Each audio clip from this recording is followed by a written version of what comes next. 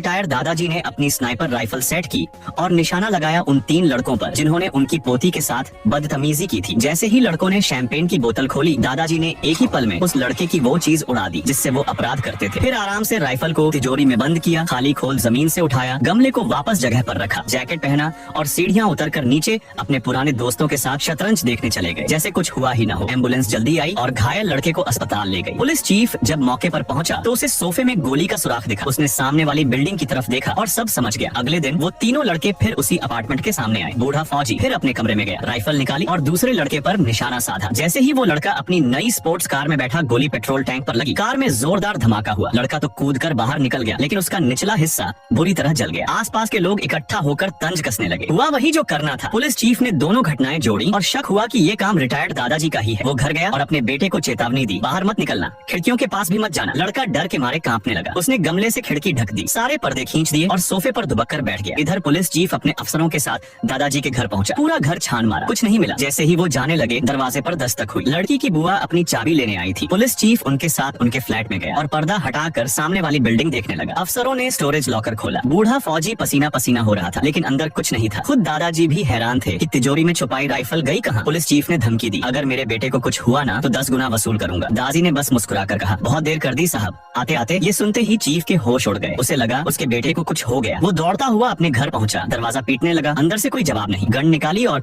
जबरदस्ती अंदर घुसने की तैयारी करने लगा। तभी अंदर से गोली चली। पुलिस चीफ का पेट में छेद। दरअसल उसका बेटा डर के मारे पागल हो चुका था और उसने अपने ही बाप पर गोली चला दी। तीनों लड़कों को सजा मिल गई। पोती के चेहरे पर फिर से मुस्कान लौट आई। लेकिन रिटायर्ड दादाजी अभी भी अनजान है कि उनकी राइफल गई तो गई कहाँ। क्या आपने भी कभी ऐसे डेयरिंग दादाजी देखे?